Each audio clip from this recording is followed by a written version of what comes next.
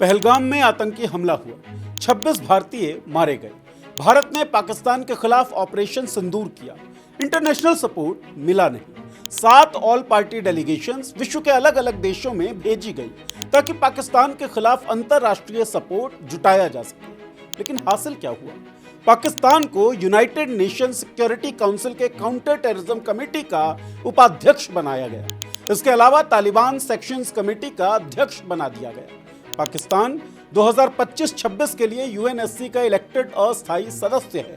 United nation security council में leadership role 5 स्थायी और 10 अस्थायी सदस्य देशों को रोटेशनल बेसिस पर मिलता है। ये ठीक है, लेकिन केवल 1.5 महीने पहले पहलगाम में आतंकी हमला होता है। भारत पाकिस्तान को जिम्मेदार मानता है और ऑपरेशन सिंदूर चलाता है, जिसमें पाकिस्तान में आतंकी ठिकानों पर हमला किया जाता है। इन स्थितियों में पाकिस्तान का सिक्योरिटी काउंसिल का उपाध्यक्ष बनाया जाना भारत का डिप्लोमेटिक फेल्योर नहीं है क्या? क्या भारत की स्थिति विश्व में कमजोर हो रही है? क्या नरेंद्र मोदी और एस जयशंकर के नेतृत्व में कमी है? ये तमाम सवाल उठाएंगे न्यूज दैट मैटर्स के इस एपिसोड में।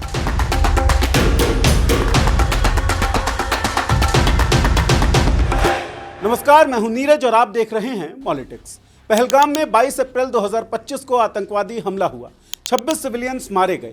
सरकार ने कार्रवाई करते हुए ऑपरेशन सिंदूर चलाया, जिसमें पाकिस्तान और पाकिस्तान के कब्जे वाले कश्मीर में मौजूद आतंकियों के 9 ठिकानों को टारगेट किया गया। यह हमला संदेश था कि भारत अब चुप नहीं बैठेगा। लेकिन इस कार्रवाई के बाद जो अंतर्राष्ट्रीय प्रतिक्रियाएं आई, उन्होंने देश को चौंका दिया। सरकार जो लगभग 1 दशक से कहती आ रही थी कि दुनिया में हमारा डंका बज रहा है, उसकी सच्चाई सामने आ गई। दुनिया के बड़े देश अमेरिका, ब्रिटेन, फ्रांस, रूस, कोई भी भारत के सपोर्ट में नहीं दिखा। सबने बस इतना कहा, भारत और पाकिस्तान दोनों को संयम बरतना चाहिए। किसी ने भी यह साफ तौर पर नहीं कहा कि हमला पाकिस्तान की ओर से हुआ था और भारत को जवाबी कार्रवाई का हक था, और ना ही किसी ने पाकिस्तान की आलोचना की। यहां तक कि जिन देशों के साथ भारत अपनी दोस्ती और रणनीतिक साझेदारी की बात करता रहा है, उन्होंने भी सिर्फ दोनों पक्षों को शांत रहने की अपील की। यही वो पल था जब भारत ने महसूस किया कि सिर्फ सैन्य कार्रवाई से नहीं, बल्कि कूटनीतिक स्तर पर भी कुछ ठोस करना होगा।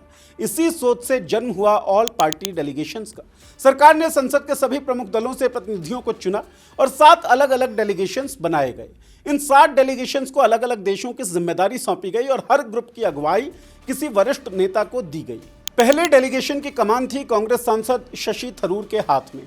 इनका दौरा था अमेरिका और लैटिन अमेरिका के देशों, संयुक्त राज्य अमेरिका, पनामा, गुयाना, ब्राजील और कोलंबिया का। अमेरिका जैसा देश अगर पाकिस्तान को आतंकवाद पर ढील देता है तो भारत की पूरी डिप्लोमेसी फेल हो सकती है। इसलिए यह डेलीगेशन बहुत अहम था। दूसरा डेलीगेशन, जिसकी अगुवाई बीजेपी के वरिष्ठ नेता रविशंकर प्रसाद कर रहे थे, यूरोप के सबसे प्रभावशाली देशों में गया। इनका दौरा हुआ Britain, France, Germany, Italy, Denmark और यूरोपीय संघ मुख्यालय ब्रसेल्स का। ये वही देश हैं जो संयुक्त राष्ट्र में सबसे ज्यादा असर रखते हैं।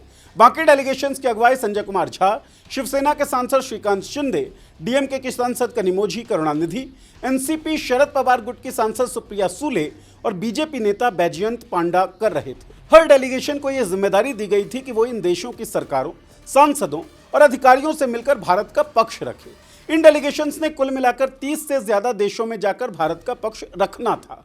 मकसद था साफ दुनिया को यह बताया जाए कि पाकिस्तान आतंकवाद को पनाह दे रहा है और कश्मीर भारत का आंतरिक मामला है, जिसमें बाहरी दखल बर्दाश्त नहीं की जाएगी। साथ ही यह भी दिखाना था कि भारत एक लोकतांत्रिक और एकजुट देश है, जहां सभी पार्टियां आतंकवाद के मुद्दे पर एकमत हैं। लेकिन इन डेलीगेशंस के आधार पर भारत को जिस खुले समर्थन की उम्मीद थी, वो मिला नहीं। कारण, भारत सरकार की ऑल पार्टी डेलीगेशंस की मुलाकातें कुछ देशों की मौजूदा सरकार के प्रतिनिधियों से ही हुई। ज्यादातर बातचीत पॉलिसी मेकर्स, अधिकारियों, पूर्व मंत्रियों, पूर्व सांसदों और पूर्व राजनयिकों से हुई है। लेकिन जिन भी देशों की सरकारों से बातचीत हुई है, उन्होंने भी सिर्फ आतंकवाद की निंदा की। किसी ने भी पाकिस्तान का नाम लेकर उसकी भूमिका पर उंगली नहीं उठाई। न ही ये देश मुखर रूप से भारत के पक्ष में दिखे, और यही सबसे बड़ी कूटनीतिक हार है। पाकिस्तान, जिसे दुनिया में आतंकवाद का निर्यातक कहा जाता है, वही अब संयुक्त राष्ट्र के तालिबान प्रतिबंध कमेटी का अगला अध्यक्ष बनने जा रहा है। इसे 1988 कमेटी कहा जाता है। इस कमेटी का काम यह होता है कि अफगानिस्तान में तालिबान या उनसे जुड़े जिन भी लोगों से दुनिया के लिए खतरा माना गया है, उन पर पाबंदियां लगाई जाएं, जैसे कि उनके बैंक खातों को फ्रीज करना, विदेश यात्रा पर रोक लगाना और हथियारों की खरीद फरोख्त बंद करना। इतना ही नहीं, यूएन ने पाकिस्तान को एक और जिम्मेदारी दी है। पाकिस्तान को काउंटर टेररिज्म कमेटी में भी उपाध्यक्ष बना दिया गया है। इस कमेटी का काम दुनिया भर में आतंकवाद से निपटने के तरीके तय करना है। पाकिस्तान को यह पद इसलिए मिला क्योंकि वो 2025-26 के लिए संयुक्त राष्ट्र सुरक्षा परिषद का गैर स्थायी सदस्य चुना गया है। इसी हैसियत से उसे ये अहम भूमिकाएं सौंपी गई हैं। भारत सालों से ये कोशिश करता रहा है कि दुनिया पाकिस्तान को आतंकवाद को बढ़ावा देने वाला देश माने, लेकिन हालात ये हो गए हैं कि पाकिस्तान अब खुद आतंकवाद के खिलाफ फैसले लेने वाली कुर्सी पर बैठने वाला है, जो निश्चित तौर पर भारत सरकार की कूटनीतिक विफलता है। 60 डेलीगेशंस में से जिस डेलीगेशन की अगुवाई बीजेपी सांसद बैजयंत पांडा कर रहे थे, वो डेलीगेशन सऊदी अरब, कुवैत, बहरीन और अल्जीरिया के दौरे पर था। मकसद साफ था, इन देशों को भारत का नजरिया समझाना और पाकिस्तान को वैश्विक मंच पर अलग थलग करना। लेकिन रिजल्ट क्या निकला, उसका एक उदाहरण देखिए। बैजयंत पांडा वाला डेलीगेशन 26 और 27 मई 2025 को कुवैत पहुंचा, जहां उन्होंने भारत का पक्ष रखा। उम्मीद थी कि कुवैत भारत के अनुभव को समझेगा और पाकिस्तान के खिलाफ कोई ठोस रुख अपनाएगा, लेकिन इसके उलट 27 मई को ही, यानी जिस दिन भारतीय सांसद कुवैत में थे, कुवैत सरकार ने पाकिस्तान पर 19 साल से लगा वीजा बैन हटा दिया। कुवैत ने पाकिस्तान पर सुरक्षा कारणों से यह रोक लगाई हुई थी, जिसे अब हटा लिया गया है। ऑल पार्टी डेलीगेशन के कुवैत पहुंचने के एक दिन बाद पाकिस्तान से वीजा बैन हटना एक संयोग हो सकता है, लेकिन इस फैसले से इतना साफ है कि भारत का डेलीगेशन कुवैत में कोई माहौल नहीं बना पाया अपने पक्ष में।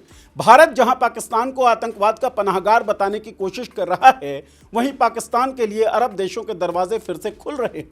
कुल मिलाकर भारत की रणनीति कि एक ऑल पार्टी डेलीगेशन विदेशों में जाकर पाकिस्तान को आतंकवाद के मुद्दे पर घेर लेगा, अभी तक उम्मीद के मुताबिक असर छोड़ने में नाकाम रही।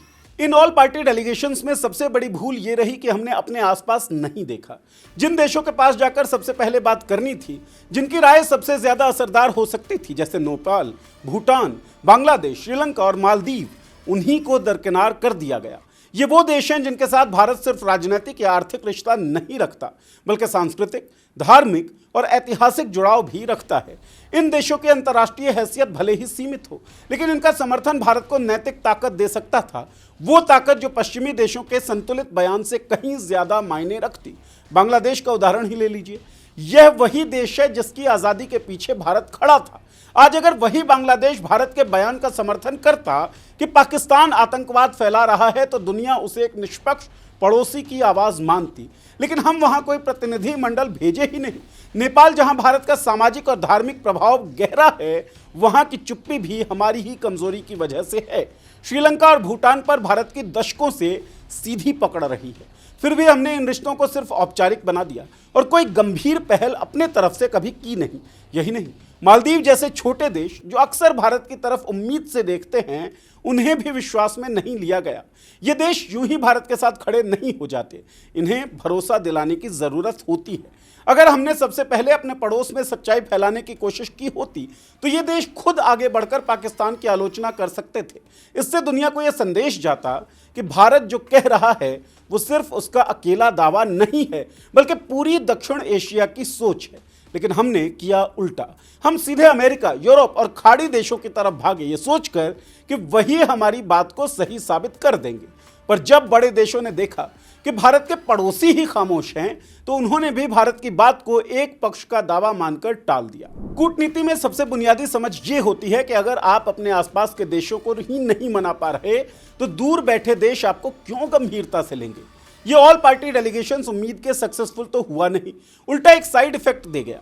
साल 1972 के शिमला समझौते में भारत और पाकिस्तान ने मिलकर तय किया था कि कश्मीर का मामला सिर्फ दोनों देशों के बीच रहेगा, यानी द्विपक्षीय। भारत ने हमेशा यही कहा कि कश्मीर हमारा आंतरिक मामला है और किसी तीसरे देश को इसमें दखल देने का कोई हक नहीं है। लेकिन अब तस्वीर बदल रही है। पहले ऑपरेशन सिंदूर के बाद अमेरिका का बीच में कूद जाना, उसके बाद जब ऑल पार्टी डेलीगेशन दुनिया भर में गया, तब हमने खुद कश्मीर को लेकर वहां बात की। जिससे यह मुद्दा बायलैटरल ना रहकर मल्टीलैटरल जैसा दिख रहा है।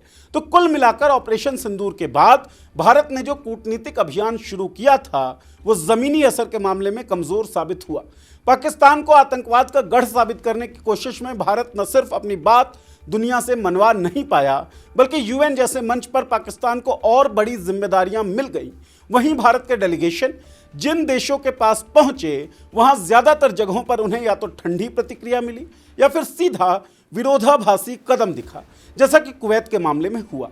इस पूरी कहानी में एक बात साफ है, अगर कूटनीति सिर्फ बड़ी ताकतों के दरवाजे खटखटाने तक सीमित रह जाए और पड़ोस को नजरअंदाज कर दिया जाए तो विश्वसनीयता खो देती है। भारत को जरूरत है एक ज्यादा संतुलित, क्षेत्रीय रूप से केंद्रित और भावनात्मक रूप से जुड़ी हुई कूटनीति की। सिर्फ सैन्य ताकत या राजनीतिक बयानबाजी से नहीं, बल्कि सही मंच, सही समय और सही सहयोगियों के साथ ही भारत आतंकवाद के खिलाफ अपनी लड़ाई में दुनिया की असली हमदर्दी हासिल कर सकता है। आपको क्या लगता है? आपकी क्या राय है? कोई सवाल है, सुझाव है, परामर्श? तो इस वीडियो के कमेंट बॉक्स में लिखकर हमें भेज दें। हमारे चैनल को सब्सक्राइब कर लें, बेल का आइकन दबा दें ताकि हमारे वीडियोस की नोटिफिकेशंस आपको मिलती रहे। शुक्रिया।